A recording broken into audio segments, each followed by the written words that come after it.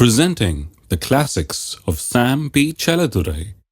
Sam P. Chaladurai அவர்களின் போதனை களஞ்சியத்திலிருந்து. வெறும் ஏதோ கோயிலுக்கு போகிறேன், ஞானஸ்தானம் எடுத்தேன், சபையில் பேர் கொடுத்தேன், சேர்ந்தேங்கிறது இல்லை. இந்த சமுதாயத்தில் அப்படி வந்து சேர்றவர்கள் இல்லை. நினச்சிட்டு இருக்காங்க சிலர் அப்படி தான் சேர்றோன்னு. அப்படி சேர்றதில்லை. தேவனுடைய தழுவுதலை, தேவனுடைய முத்தத்தை பெற்றவர்கள், அப்படிப்பட்ட ஒரு அனுபவத்தை பெற்றவர்கள், தேவனுடைய தனிப்பட்ட விதத்தில் அந்த மாதிரி அறிந்து கொண்டவர்கள், அவருடைய அன்பை அப்படி ருசி பார்த்தவர்கள் தான் இதில் அங்கத்தினர் ஆக முடியும். தேவனை அறிந்து கொள்ளுகிற அந்த அனுபவத்தில் 3 காரியங்கள் அடங்கி இருக்க வேணுன்றார். இந்த குறிப்பிட்ட அனுபவம் உண்டாக வேணும் என்று சொல்ல, அந்த கட்டி தழுவி முத்தத்தை அனுபவிக்கிற அந்த அனுபவம் அது எப்போ உண்டாகிறது? 3 காரியங்கள் நடைபெற வேண்டும். இதை அனுபவிக்க, இப்படிப்பட்ட ஒரு அனுபவத்தை பெறதுக்கு 3 காரியங்கள் நடைபெற வேணும்ன்றார். 17ஆம் வசனத்தில் சொல்லியிருக்குது, அவனுக்கு புத்தி தெளிந்த போது அப்படின்னு சொல்லியிருக்கு. கிறிஸ்துவன் சபையில் இன்றைக்கு அங்கத்தினராக இருக்கிறவர்கள் அப்படி புத்தி தெளிஞ்சிருக்க வேண்டும். அப்படி புத்தி தெளிகிற ஒரு அனுபவம் உண்டாயிருக்கணும். என்ன அனுபவம்? நான் பாவம் செஞ்சுட்டேன், கடவுள் இல்லாமல் வாழ்ந்துட்டேன், என் வாழ்க்கையில் கடவுளை தூரமாக்கிட்டேன், கடவுளை தூரமாக வச்சுட்டேன், கடவுள் இல்லாத ஒரு வாழ்க்கை வாழணும்னு முயற்சி எடுத்து அப்புறம் தான் என் தோல்வியை நான் உணர்கிறேன், என் தேவையை நான் உணர்கிறேன், இப்போ மனம் தெளிஞ்சிருச்சு, புத்தி தெளிஞ்சிருச்சுன்னு திரும்பி வர்றவர்களாக இருக்கணும். 2வது, தவறான இடத்துல வீட்டை தேடி போயிட்டேன், நான் இதுதான் வீடுன்னு நினச்சிக்கிட்டு பரலோக தகப்பனிடத்தில் வரணும், அதுதான் வீடு, அவருடைய குடும்பத்தை நான் சேர்ந்தவன், அதில் போய் திரும்ப நான் ஜாயின் பண்ணிக்கணும் எப்படியாது அப்படிங்கிற ஒரு உணர்வு.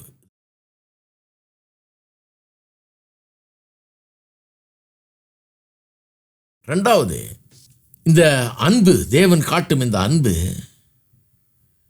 நீங்கள் மனம் திரும்புவதுக்கு முன்னாலேயே உங்களுக்கு காட்டப்படுகிற ஒரு அன்பாய் இருப்பது அவசியம். நீங்கள் மனம் திரும்புறதுனால அவர் உங்களை அன்பு கூறுறதில்லை, மனம் திரும்புவதுக்கு முன்னாலேயே உங்களை அன்பு கூறுறார். நீங்கள் பார்த்தீங்கன்னா 20ஆம் வசனத்தில் அது எப்படி சொல்லியிருக்குது? எழுந்து புறப்பட்டு தன் தகப்பனிடத்தில் வந்தான். அவன் தூரத்தில் வரும்போதே அவனுடைய தகப்பன் அவனை கண்டு மனதுருகி ஓடி அவன் கழுத்தை கட்டி கொண்டு அவனை முத்தம் செய்தான். தூரத்தில் வரும்போதே இவன் ஓடி போய் கட்டி முத்தம் செய்கிறான். குமாரன் தகப்பனை நோக்கி, தகப்பனே, பரத்துக்கு விரோதமாக உமக்கு முன்பாக பாவம் செய்தேன், இனிமேல் உம்முடைய குமாரன் என்று சொல்லப்படுவதற்கு நான் பாத்திரன் அல்ல என்று சொன்னான். இவன் இப்போ தகப்பன்கிட்ட போகிறதுக்கு முன்னாலே தகப்பன் ஓடி வர்றாரு.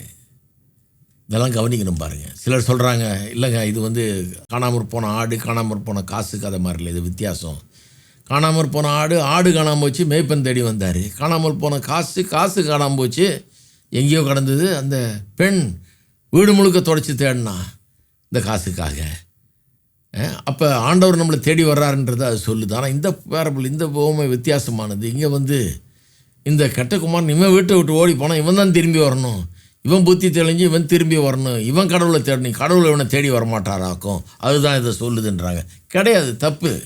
அதை அப்படி சொல்லலைங்க,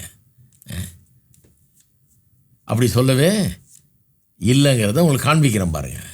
ஏன் சொல்கிறேன் அப்படி சொல்லலைன்னு பாருங்கள். அவங்க கலாச்சாரத்தில், இந்த கிழக்கத்திய கலாச்சாரத்தில் பார்த்தீங்கன்னு சொன்னால், ஒருத்தன் என்னுடைய ஆஸ்தி எனக்கு தாரன் தகப்பனத்தில் பங்கு கேட்குறது உயிரோடு இருக்கும்போது பங்கு கேட்குறது நீ செத்தா நல்லா இருக்கும்னு சொல்கிற மாதிரி. அப்படி ஒருத்தன் கேட்டான்னா, அந்த கிழக்கத்திய கலாச்சாரத்தின்படி அந்த தகப்பன் அவனை செம போட்டு உதச்சி ஒரு சல்லி காசு இல்லாமல் வெளியே துரத்தி அடிப்பானான், இல்லைன்னா கொன்னே விட போட்டுருவானான். அப்படிப்பட்ட ஒரு சமுதாயம் அந்த காலத்தில். அப்படி ஒருத்தன் கேட்டால் அது ஒரு பெரிய இன்சல்ட், நீ சாகுன்னு அர்த்தம். இப்போ அந்த குமாரனை சல்லி காசு இல்லாமல் வெளியே துரத்துவான ஒழிய இவனுக்கு ஒன்றும் கொடுக்க மாட்டான். ஆனால் இந்த தகப்பன் அவன் கேட்ட உடனே அவனுக்கு அவன் பங்கு எடுத்து அவனுக்கு கொடுத்துட்றான் பாருங்க. அன்பு கூறுகிறான், அவனை இரக்கம் காட்டுகிறான். அவனை அடிச்சிருக்கலாம், உதச்சிருக்கலாம், அவனை தூக்கி வெளியே எறிஞ்சிருக்கலாம், ஒரு சல்லி காசு இல்லாமல் அன்றைக்கே பிச்சைக்காரனை அனுப்பிச்சிருக்கலாம். அவனை அப்படி செய்யலை. அவன் கேட்டதெல்லாம் கொடுத்து அவனை அப்படி நடத்துகிறான். நான் சொல்லுகிறேன், அவனை அவ்வளவு அன்போடு பரிவோடு நடத்தி அவனுக்கு செய்ததுனால தான் அவன் திரும்பி வர்றது காரணமாக இருந்தது. ஏன்னா மயக்கம் தெளிஞ்ச போது தகப்பனுடைய அன்பு அவனுக்கு விளங்கி இருக்கிறது, அதனால தான் திரும்பி வர்றான். தகப்பன் கொடுத்து வெளியே துரட்டி பைசா இல்லாமல் அனுப்பிச்சிருந்தாருன்னா இந்த அளவுக்கு திரும்பி வந்திருக்க மாட்டான், வேற எங்கேயாவது போதான் யோசிப்பான். தகப்பன் காட்டின அன்பு தான் அவனை திரும்பி வர செய்கிறது. ஆகவே நான் சொல்லுகிறேன், மனம் திரும்பது வர்றதுக்கு முன்னாலேயே, மயக்கம் தெளிகிறதுக்கு முன்னாலேயே, இன்னும் கேட்டேன் வீட்டை விட்டு கிளம்புறதுக்கு முன்னாடியே, இவன் என் சொத்தெல்லாம் திருப்பி கொடு, நீ செத்தா நல்லா இருக்கும்னு சொல்கிறதுக்கு முன்னாடியே கடவுள் அவனை அன்பு கூறுகிறார். அவனுடைய தகப்பன் அவரை அன்பு கூறுகிறார். அவனை அன்பு கூர்ந்து அவனுக்கு எல்லாவற்றையும் செய்கிறார். அது மட்டும் இல்லை, எப்போ முத்தம் கொடுத்தாரு யோசித்து பாருங்க. இவன் நான் பாவம் செஞ்சேன்னு சொல்கிறதுக்கு முன்னாடியா அல்லது பின்னாடியா? முன்னாடியா பின்னாடியா? நான் சொல்கிறேன் முன்னாடி. வாசித்து பாருங்கள் அடுத்த வசனம். குமாரன் தகப்பனை நோக்கி, தகப்பனே பரத்துக்கு விரோதமாகவும் உமக்கு முன்பாகவும் பாவம் செஞ்சேன்னு சொல்கிறான் இல்லையா? ஆனால் அதுக்கு முந்தின வசனம் தான் சொல்லுது, அவன் கழுத்தை கொட்டி கொண்டு அவன் முத்தம் செய்தான். முத்தம் செஞ்ச பிறகு தான் ஓடி கட்டி ஒரு வார்த்தை கூட இவன் சொல்லலை. வர்றப்ப இவன் போய் ஒன்றா தகப்பன் வீட்டில் சேரல. அவன் தகப்பன் ஓடி இவனை கட்டி பிடிச்சி முத்தம் கொடுத்து அதுக்கப்புறம் தான் இவன் சொல்கிறான், தகப்பனே பரத்துக்கு விரோதமாக உமக்கு விரோதமாக பாவம் செஞ்சான். அது சொல்லணும், நல்லது அது அவனுக்கு சொல்கிறான். ஸோ முத்தம் இவன் பாவம் செஞ்சேன்னு சொல்கிறதுக்கு முன்னாடியே முத்தம் செஞ்சாச்சு. அது என்னத்தை காட்டுகிறது? தேவனுடைய அன்பு இவனுடைய மனம் திரும்புதனால் உண்டான அன்பு இல்லை, இவனுடைய மனம் திரும்புதலே தேவனுடைய அன்பினால் உண்டான ஒன்று அப்படின்றத காட்டுகிறது. விளங்கிக்கிறோம் பாருங்கள்.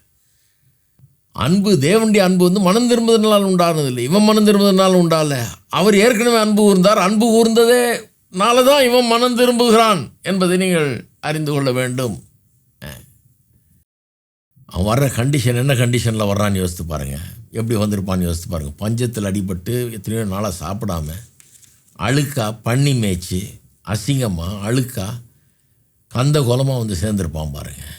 அவனை தகப்பன் கட்டி தழுவி அணைச்சி முத்தம் செய்கிறாருன்னா அதெல்லாம் அவர் பார்க்கவே. அவ்வளோ அழுக்கு அவனுக்கு தெரியல, அவனுடைய அசுத்தம் தெரியல, அவனுடைய நாற்றம் தெரியல, அவனுடைய நிலைமையை அவர் கொஞ்சம் கூட கண்டுக்கல. அவன் இருந்த வண்ணமாகவே அவனை கட்டி பிடிச்சி தழுவி அவனை முத்தம் கொடுக்குறார். முத்தம் கொடுத்து அவனை ஏற்றுக்கொள்கிறார். அப்போ அவன் சொல்கிறான், பரத்துக்கு விரோதமும் உமக்கு விரோதமும் பாவம் செஞ்சேன், உம்முடைய குமாரன் என்று சொல்லப்படுவதற்கு நான் பாத்திரன் அல்லன்னு சொல்கிறான். சொல்லிவிட்டு அடுத்த ஸ்டெப்பு தான் சொல்கிறதுக்கு இருக்கிறான். என்ன சொல்கிறதுக்கு இருக்கிறான்? என்னை உம்முடைய கூலிக்காரர்கள் ஒருவராய் வைத்து கொள்ளும் என்று சொல்லுவேன் என்று சொல்லி தானே வந்தான். அதை சொல்கிறதுக்கு வாயை திறக்கிறதுக்கு முன்னாடியே தகப்பன் என்ன சொல்லிட்டாரு? தகப்பன் தன் ஊழியக்காரரை நோக்கி, நீங்கள் உயர்ந்த வஸ்திரத்தை கொண்டு இவனுக்கு உடுத்தி இவன் கைக்கு மோதிரத்தையும் கால்களுக்கு பாதரட்சையிலையும் போடுங்கள், கொளுத்தை கன்றை கொண்டு அடியுங்கள், நாம் புசித்து சந்தோஷமாக இருப்போம். தகப்பனுக்கு தெரியும்னு நினைக்கிறேன் என்ன சொல்ல போகிறான்னு. குமாரனாக இருப்பதுக்கு தகுதி இல்லைன்னு சொல்லிட்டானே, அடுத்தது வேலைக்காரனாக வச்சுக்கன்னு சொல்ல போகிறான். விடல அவர். இங்கிலீஷில் என்ஐவியில் வாசித்தேன். என்ஐவியில் எப்படி தெரியுமா வருது? இங்கே சொல்லியிருக்குது அப்பொழுது தகப்பன் ஊழியக்காரரை நோக்கின்னு. இங்கிலீஷில் என்ஐவியில் சொல்லியிருக்கு quick get him the best rope அப்படின்றார். அதாவது சீக்கிரம் போய் மிக உயர்ந்த வஸ்திரத்தை இவனுக்கு கொண்டு வாருங்கன்றார். அதாவது பேச்சை கேட்கவே மாட்டேன்ட்டார். சீக்கிரம் ஓடி போய் கொண்டாடுறாரு. மோதிரத்தை கொண்டு போடு, பாதரட்சியை கொண்டு போடு, கொளுத்த கன்ற அடி, செலிப்ரேஷன் ஆயத்தப்படுத்து அப்படிங்கிறாரு. அப்போ பாருங்கள், இவன் வேலைக்காரனாக போகிறதுக்கு ரெடி. அதாவது எப்போவுமே பார்த்திங்கன்னா நம்ம ரட்சிக்கப்படும் போது ஐயோ நம்ம பாவம் செஞ்சிட்டோம் அப்படின்ற இந்த உணர்வு வந்துடுது, புத்தி தெளிஞ்சிருது. புத்தி தெளிஞ்சு கத்தட்ட போகலான்றப்போது முதல்ல நம்ம என்ன யோசிக்க ஆரம்பிச்சிடறோம், நம்ம இப்போ இவ்வளோ பாவம் செஞ்சிட்டோம், அதனால் இன்னும் போய் இதெல்லாம் சரி பண்ணுறதுக்கு எதாவது செய்வோம். இப்போது இனிமே கத்தட்ட நல்ல பேரை சம்பாரித்து அவருடைய ஆசீர்வாதத்தை வாங்கணுமேன்னு சொல்லி நான் அதை பண்ணுறேன், இதை பண்ணுறேன், இப்படி பண்ணுறேன், அப்படி பண்ணுறேன்னு வருவோம். கிரியையின் அடிப்படையில் வர ஆரம்பிச்சிருவோம் பாருங்கள். இவன் அப்படி தான் யோசிச்சுட்டு இருந்தான். கிரியின் அடிப்படையில் பண்ணலாம். மூத்த குமாரன் மாதிரி நாள் முழுக்க உழைச்சி இப்படி பண்ணலாம், நம்மளும் ஒரு நாள் இப்போ சொல்லலாம் இல்லையா? தாப்புனார்கிட்ட இவ்வளோ உழைச்சி அவனுக்காக செஞ்ச நீர் எனக்கு ஒன்று செய்யலன்னு சொல்லலாம் இல்லையா?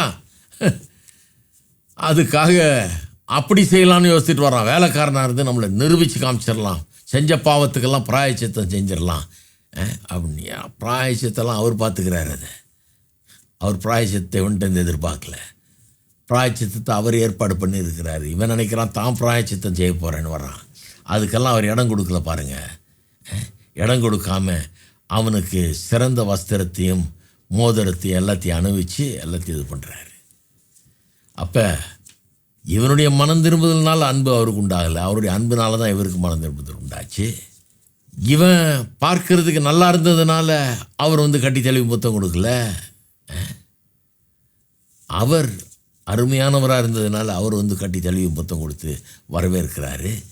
இவன் பர்ஃபெக்டாக எல்லாத்தையும் சீராக செம்மையாக செஞ்சதுனால அவர் இவனை அன்பு கூர்ந்து இவனை ஏற்றுக்கொள்ளலை. அவர் பெர்ஃபெக்டானவர், அவர் எல்லாத்தையும் கரெக்டாக செய்கிறவர், ஒருபோதும் தவறு செய்யாதவர். அவருடைய பெர்ஃபெக்ஷனில் இவனை இப்படி அன்பு கூறுறாரு, ஏற்றுக்கொள்கிறார். இப்படி ஒரு தெய்வத்தை நீங்கள் பார்க்கவே முடியாது.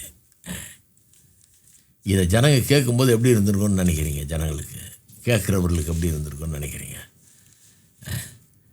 ஒன்று, இந்த தகப்பன் இந்த 2 பேருமே பிதாவை விட்டு தூரமாக போய் பாவம் செஞ்சிட்டாங்கன்னு சொல்லுவாருன்னு எதிர்பார்க்கல இவங்க. ஏன்னா பரிசேயர்லாம் எதிர்பார்த்துருக்க மாட்டான், பாவி கூட எதிர்பார்க்க மாட்டான். 2 பேரும் தேவனை விட்டு தூரம் போயிட்டாங்கன்னு சொல்லுவாருன்னு எதிர்பார்க்கல. ஆச்சரியமாக இருந்திருக்கு அவங்களுக்கு. நல்லவனும் கெட்டவன் எல்லாமே தேவனுக்கு தூரமாக போயிட்டாங்க அப்படின்றாரு. 2வது, இந்த பிதா இவ்வளவு அன்பானவராக இருப்பார்ன்றதையும் எதிர்பார்க்கல. ஏன்னா அவங்க கலாச்சாரத்தில் இப்படி ஒருத்தன் கேட்டானா அதை மாதிரி ஒரு இன்சல்ட் கிடையாது, அடித்து உழைச்சிருப்பான். ஆனால் இந்த தகப்பன் இவ்வளோ அன்பாக இருக்கிறார். 3வது ஒரு காரியம் இன்னும் ரொம்ப ஆச்சரியப்பட வச்சுருக்கான் அவங்கள. அது என்னென்னா 24ஆம் வசனத்தில் சொல்கிறாரு, தகப்பன் என் குமாரனாகியவன் மரித்தான், திரும்பவும் உயிர்த்தான், காணாமல் போனான், திரும்பவும் காணப்பட்டான் என்றான். அப்படியே அவர்கள் சந்தோஷப்பட தொடங்கினார்கள். இது கேட்ட உடனே பரிசேயர்களுக்கெல்லாம் ரொம்ப தூக்கி வாரி போட்டிருக்காங்க. அவங்க என்ன நினச்சிருப்பாங்க? பாரியா, நினச்சேன் இதுதான், இவர் பாவத்துக்கு எந்த கிரயத்தையும் கேட்கல, எந்த தண்டனையும் கொடுக்கல, எதுவும் டிமாண்ட் பண்ணல. அவன் வந்தான், கட்டி தழுவி அணைச்சி ஏற்றுக்கிட்டாரு, கொளுத்த கன்றை அடித்து இப்போ கொண்டாட்டத்தை ஏற்படுத்திட்டாரு, பாட்டம் ஆட்டம் பாட்டமாக இருக்குது பாரு. இதனால தான் பாவிகள்லாம் இவர் கூட்டத்துக்கு அதிகமாக வர்றானுங்க. ஏன்னா இவர் எதுவும் டிமாண்ட் பண்ணுறது இல்லை, தண்டனை எதுவும் கிடையாது. இவ்வளோ பாவம் செஞ்சு இவ்வளோ அக்கிரமம் பண்ணிட்டு திரும்பி வந்தவனுக்கு ஒரு தண்டனையும் அறிவிக்கல, அவன்கிட்ட எதுவும் டிமாண்ட் பண்ணலை, ஒன்றும் செய்யலை. அவனை கூட்டி வச்சுட்டு கொண்டாடிட்டு இருக்கிறாரு, ஆட்டம் பாட்டம் போட்டுக்கிட்டு கொளுத்த கன்றை அடித்து சாப்பிட்டுட்டு இருக்காங்க எல்லாரும். இவர் ஒழுங்கான தகப்பனாக இருந்தால், இந்த இயேசு சொல்கிற கடவுள் உண்மையான கடவுள் கிடையாது. உண்மையான பரலோக தகப்பனை பற்றி இவர் சொல்லலை. இந்த கதையை பரலோக தகப்பனை பற்றி சொல்கிறாருன்னு தெரியுது அவங்களுக்கு. உண்மையான பரலோக தகப்பனை பற்றி இவர் சொல்லலை. இவர் உண்மையான பரலோக தகப்பனாக இருந்திருப்பாருன்னா அந்த கதையில் எப்படி வரணும்? அவர் இந்த பையனை கூப்பிட்டு போயிட்டு இந்த தகப்பன் என்ன பண்ணியிருக்கணும்? தேவாலயத்துக்கு கொண்டு போய் அங்கே பாவ நிவாரண பலி ஒன்று செலுத்தி இவனுடைய பாவத்துக்கெல்லாம் பிராயச்சித்தம் தேடி அதை முதல்ல அவனுக்கு பெற்று தந்து அங்கே ஒரு பலியை செலுத்தி எல்லாம் பண்ணியிருக்க வேணாமா? அப்புறம் அவனை கொண்டு வந்திருக்க வேணாமா? இவனுடைய பாவத்துக்கெல்லாம் ஒரு தண்டனை கிடையாதா? யாராவது பே பண்ணி ஆகணுமே, அதை காணுமே இங்கே. இதுதான் இவருடைய குறை, தான் இயேசுனுடைய குறை. இதனால தான் இவர்கிட்ட இந்த கூட்டம்லாம் கூடுது. பாவிகள்லாம் வர்றாங்க, ஏன்னா ஒன்றும் கண்டுக்கிறது இல்லை. அவர் பாவத்தை கண்டும் காணாமல் இருக்கிறார், அதுக்கு ஒன்றும் தண்டனையே இல்லைன்றாரு, அதுக்கு ஒன்றும் கிரயம் செலுத்த வேண்டியதே இல்லைன்றாரு, அதுக்கு யாரும் பே பண்ண வேண்டியது இல்லைன்றாரு. அவன் பாவம் செஞ்சவன் வந்துடலாம், வந்த பிறகு கொண்டாடிக்கலாம் அப்படிங்கிறாரு. இதுதான் இவர் மேலே தப்புங்கிறாங்க. அதனால தான் 3வது பாயிண்ட்டுக்கு போகிறோம். இப்போ 3வது இன்னொரு காரியம் நடக்கணும். ஒன்று, முதல் காரியம் என்ன நடக்கணும்? மயக்கம் தெளிய வேணும், ஒவ்வொருவருக்கும் மனம் திரும்ப வேணும்.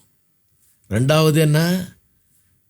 நம்முடைய தகப்பனுடைய அன்பு, பரலோக தகப்பனுடைய அன்பு இந்த மனம் திரும்புதல் உண்டாகிறதுக்கு முன்னாடியே உண்டான அன்பாக இருக்க வேண்டும். அப்படிப்பட்ட ஒரு அன்பு தான் நம்மளை ரட்சிக்கும்.